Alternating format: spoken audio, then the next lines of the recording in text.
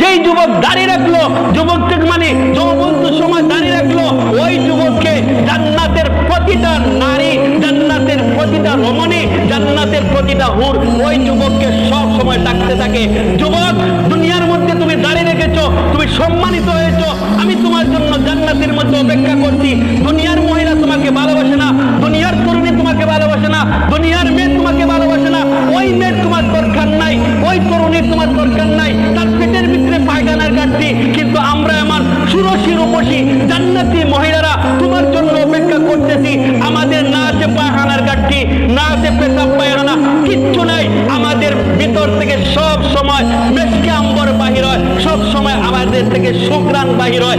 আমাদের একটা আঙ্গুল যদি পৃথিবীর মানুষ দেখতো, সমস্ত পৃথিবীর মানুষ পাগল হয়ে যেত। আমাদের মতো মেয়েরা, যুবক তোমার জন্য জান্নাতের মধ্যে অপেক্ষা করছি তুমি দাড়ি রাখার কারণে।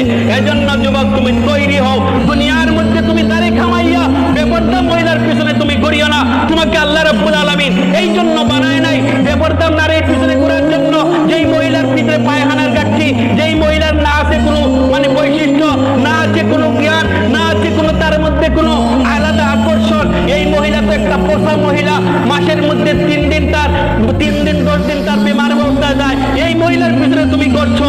আমরা জান্নাতি মহিলা, জীবনের মধ্যে কোনোদিন আমাদের কোনো বেমার হয় না, আমরা তোমার জন্য অপেক্ষা করছি। কথা ঠিক না বেঠিক?